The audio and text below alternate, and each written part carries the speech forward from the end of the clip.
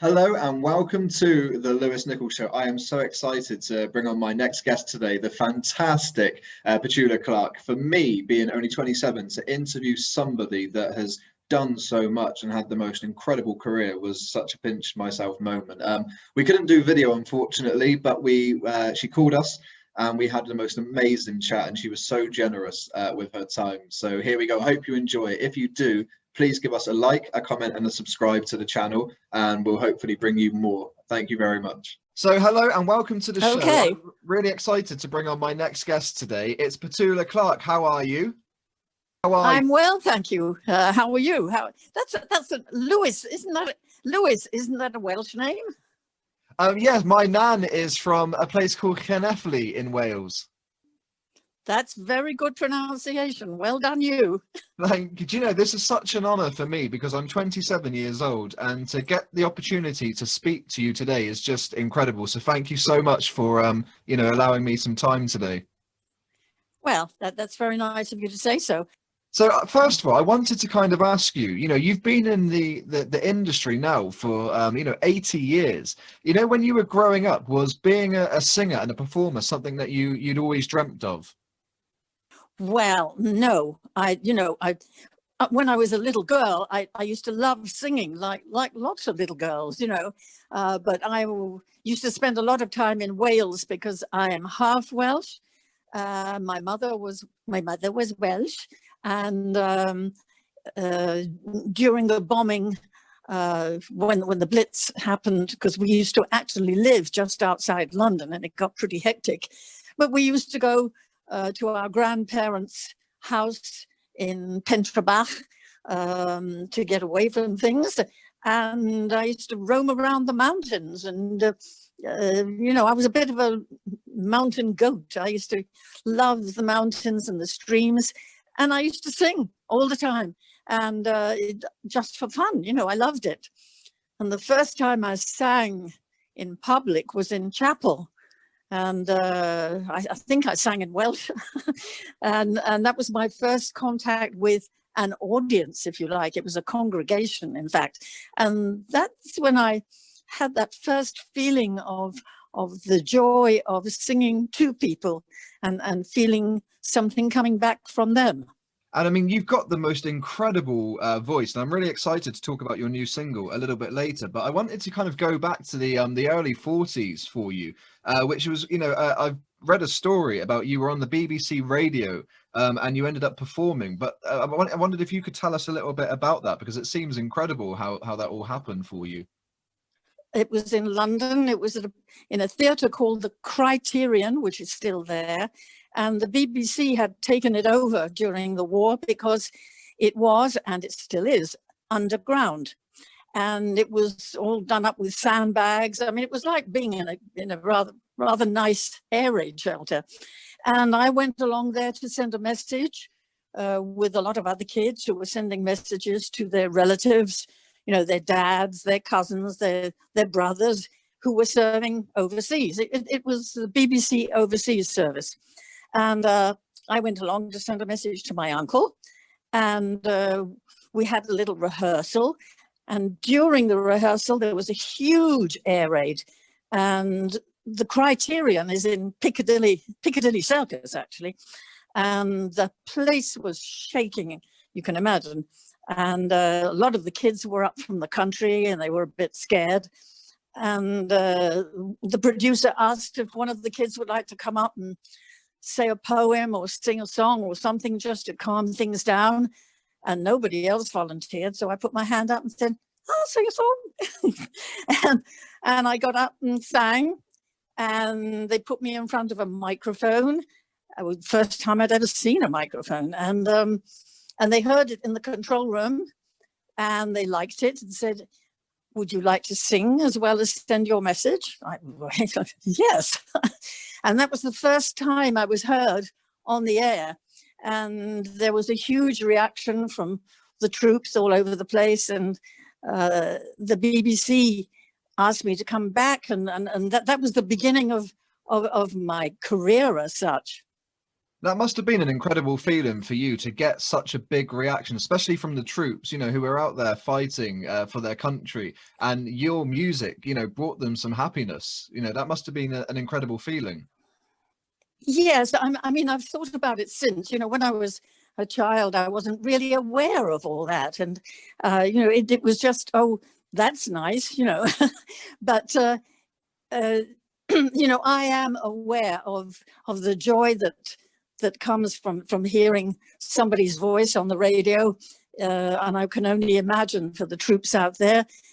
For them, I seem to represent all the kids that had been left behind, their own kids or their own sisters. And you know, Vera Lynn was representing all the sweethearts. She was the sweetheart of the forces, the wives, the fiancés. I represented the kids. And another thing that I find just incredible, when you look at the things that you've done and achieved, you performed for some of the most notable people in the country and in the world. Some of those being Winston Churchill, King George. I wanted to speak to you and kind of, you know, what was Winston Churchill like? Did you get the chance to, you know, to meet him when you performed? Yes, I have. Yes, that's very true. And, you know, certainly, you know, in France, I was, you know, I was on tour with Jacques Brel. You know, I met some wonderful French artists.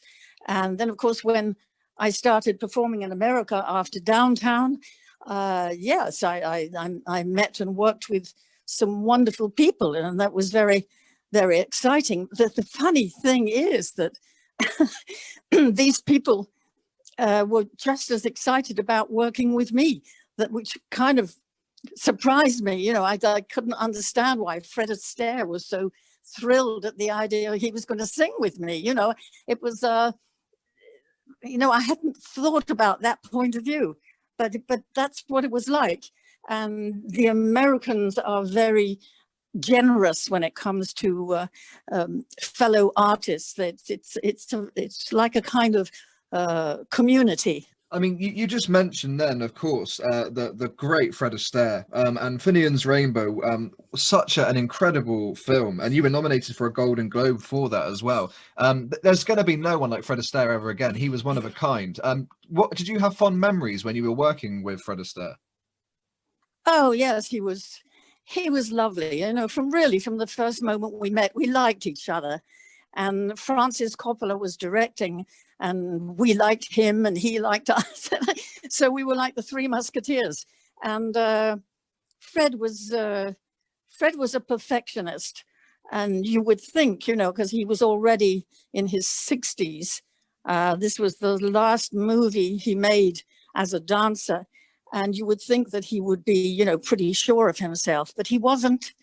And he used to rehearse and rehearse. And the weekends he would rehearse. He would sleep in his dressing room at the weekend so that he could rehearse with his choreographer. He was an absolute perfectionist, and I loved him. One of the reasons I loved him was that. And, you know, we were talking there about working on film, but where did that transition from music to film come from for you? You know, when did that kind of big break in the movie industry come about for you? Oh, well, I made some movies when I was a kid, but yeah, you know, I became something of a star, you know, as a child, and I was put under contract to the Rank organization and as an actress, because we weren't making musicals anyway. So, you know, I made about 20 films at that time, some good, some bad, but yeah, the cinema. It was interesting, you know, it was very, very different to singing in front of an audience. You know, suddenly you're in this rather dark, strange atmosphere. You know, the studio atmosphere is a bit weird. And I got used to it, of course, but you know, that was my cinema career as a child. I mean, we've got, you know, I'm going to talk a lot more about your new single in just a moment. There's a couple more things that I'd love to just talk about, you know, some of your incredible history, of course, being Downtown. The song that just has become this anthem. And when you think about the 60s, it is one of the songs that you think about. When you recorded that track, did you ever anticipate it would become as successful as it did? No, not at all. I mean, we knew when we made the record that we made a good record. I mean, I loved the song. And when I got into the studio and I heard the orchestration, that fantastic orchestra, you know, I knew it was a good record. But none of us could, well, you know, you don't know when you've made a hit record. You know, people who say they know, well, I don't think they do really. It's the audience that gives you the thumbs up. You know, that's where it comes from. You know, back then it was so difficult to make it in America, you know, as a British artist, and it's something you did so successfully that the US just fell in love with your music and you as a person. You know, that must have been a big thrill for you to not only make it in your hometown country, but, you know, in America as well.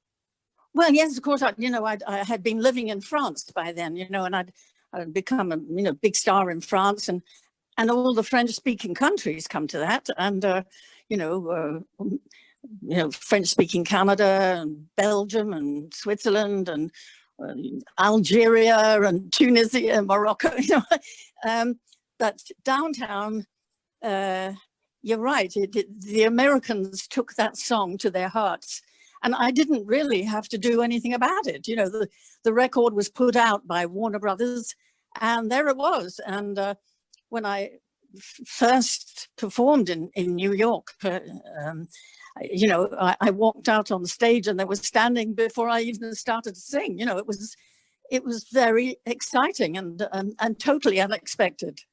And following that, obviously, there were shows that you performed, you know, in America, and one of them being, you know, was a show just for you, and you performed with the fantastic Harry Belafonte in one of the most moving duets I think I've ever seen. I've watched a clip on YouTube, and it was just so raw. But at the time, it caused some controversy because there was a beautiful moment of humanity from your, you know, you touched his arm. And it was kind of one of the first moments on television, a white lady had touched a black man's arm, but it caused this controversy. You know, when you look back at that now, I guess back then you never realized that was going to come one of these legendary humanity moments that it has. But no, of course not. I mean, the whole thing to me was just, to me as a very English, because I was really, you know, let's face it, I'm British, and my education was very different, and I didn't see what all the fuss was about.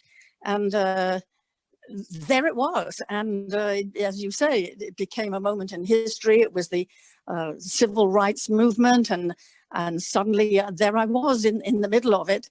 And you know, I certainly don't have any regrets. I have regrets about what it is, the situation. But I saw Harry not that long ago at an Amnesty International thing in Dublin.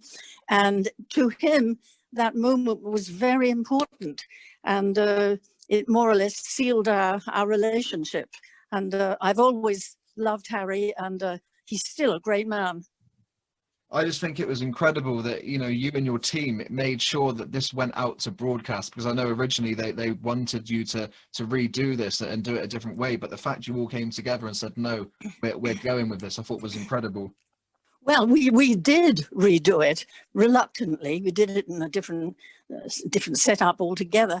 And then, you know, I said, and, you know, Claude, my husband, said, and my lawyer said, no, that's not going out that way. We're going to put it out the way it was supposed to be. And we actually made quite sure that technically they were not able to do it any other way. It had to be put out that way. And that was we sort of put our foot down. Yeah, I've got to talk about your new single, Starting All Over Again. It's just such a raw and emotional track, and the lyrics are so meaningful. I mean, I listened to this track, and it's one of those songs you just relax and you almost forget where you are because it's that powerful. You must be so happy with the response to the single. Well, you know, the music is by David Aziz, who is Swiss and a friend, and all kinds of things. He has his own recording studio, and he wrote this beautiful piece of music. And I had written that lyric actually after 9/11, and I was terribly, terribly upset by the whole thing. I couldn't stop crying, and I thought, oh, this is ridiculous. I've got to do something about this. So I wrote a poem, and that was the lyric. And then we sort of glued the two together, the music and the lyric, and we have a song. And yeah, I actually think it's a very, very powerful song, and I sing it on stage, and the orchestration was done by Michel Colombier, who was one of the great French musicians I've worked with, and I do like this track. It's just so moving and powerful. I mean, will this be part of an album? Are you looking to release an album in the near future? Have you got more music that's, you know, that we can hear? I don't have any more recordings planned. You know how things are at the moment. Yeah. You know, it takes a whole load of organization to do that, and a lot of inspiration, and you know, starting all over again was a moment, and I'm not sure that I could refine that moment. No, for the moment we don't have an album. I recorded recently a song called New Flag, but that too is a one-off. I mean, well, you've been keeping so busy in the kind of recent years, and one thing I thought was incredible was you starred in the West End Mary Poppins, which was just incredible because theatre and West End has such a grueling schedule. So when they approached you about doing this, did you have any reservations, you know, because you know how tough theatre can be in regards to the schedule? Well, you know, the theatre is a very special thing. It's very different to doing well, recording or television or movies or concerts, because, you know, when I do a concert, it's just me and the band and an audience, hopefully, and a good sound system. But being part of a huge production like Mary Poppins, you know, I did... obviously, I did The Sound of Music and I did Sunset Boulevard, but they were huge roles. I am playing, or I was playing in Mary Poppins, I was playing the bird lady or the bird woman, and she sings Feed the Birds. And I'm really only on stage for a few minutes. Well, several few minutes, you know, separately. And that's a very strange kind of experience for me, but you know, there we were doing it, and then suddenly they said, oh, by the way, there's no show tonight. He said, no show tonight? I said, well, what about tomorrow? He said, no, not tomorrow either. I said, and the next thing, no, that's it, we're closing. In fact, all the theatres are closing, and that was the beginning of the coronavirus shutdown. And obviously, hopefully, when we're past this virus and we're in a much better way, are there plans for you to go back to play this character? Well, they asked me. You know, I've had several conversations with Cameron McIntosh's office, and you know, they're hoping to open in the spring, but you know, nobody really knows, and I don't know. I mean, I haven't actually decided.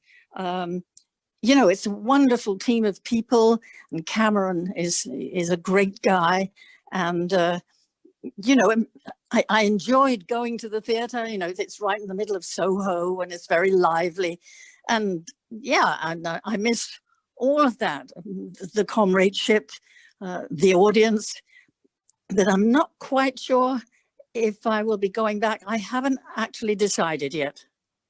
Now, the Royal Albert Hall is just one of those venues where everybody dreams of performing, and your 1974 Valentine's Day concert is actually available now, isn't it, for the first time in its whole entirety? Well, yes, it was recorded live, and that's always a bit sort of, without a net. it's it's always a bit, well, it's always a bit scary, but I have to tell you, it was such an amazing evening. The audience was so there, and the Albert Hall is huge, as everybody knows, but there's something about it that feels very intimate once you get a lot of people in. And you're sort of surrounded by the audience and the orchestra, and it's a very warm, friendly place to perform. I first performed there when I was a kid, and they've changed it quite a lot. The sound is much better now. They've improved things, but it's a wonderful place to perform. And this is, I have to say, I don't listen to my own stuff, but I've listened to this album a couple of times, and there's really interesting stuff on it. Not just the hits, there's and it's a huge orchestra, and I've got my American rhythm section, and the band is just fantastic. It's worth listening to it just for the orchestra. Well, I mean, your voice is one of those voices that just it doesn't change, it doesn't age. It's just so gracious and pure. And like I said, that your new single is one of the most powerful tracks I've had the pleasure of listening to, and we're going to play it on the show today because it's just, as I said, so powerful and so raw, and I absolutely love it. Well, thank you so much, Lewis. Yeah, I guess I'm just lucky. I don't do anything for my voice. It just comes out that way. I'm just lucky. Some people are and some people aren't, and singing is still a great joy for me. That's probably part of it. And I know it's difficult to say at the moment with the pandemic, but obviously we've mentioned the new single and the concert, but is there anything else that you're working on at the moment that you can tell us about? Work-wise, no. I'm very, I know it sounds strange, but I'm speaking to you from Geneva in Switzerland, where I live, and I'm extremely busy here. And apart from everything else, I'm cooking every day, and that, my dear, is quite a challenge for me. That I think I'm getting better. No, I don't have any plans professionally. I mean, what can you plan professionally? It's the only thing I could do maybe is write, and I haven't felt that thing happen that makes me write. I'm not a professional writer. Some people can sit down at the piano and write a song, and just like that. I can't. It has to be, I don't know, something has to happen. The muse has to come or something. Well, I wonder if we're going to see you on Celebrity Masterchef then, with all of these extra cooking skills that you're developing. Oh, Mo, I'm nowhere near that. That's a terrifying idea. No, when I cook, it's very sort of off the cuff, and I make it up as I go along. I mean, I would not be able to follow a recipe or anything like that. It's very, shall we say, artistic, but what a terrible idea, going on television, showing people how to cook. No way. I've got to say thank you so much for giving me the opportunity today to interview you. It's just been an absolute pleasure to talk about some of your big moments in your career and all of the things that you've got, upcoming. It's just been an absolute pleasure. Thank you. Well, thank you, Lewis. I enjoyed it.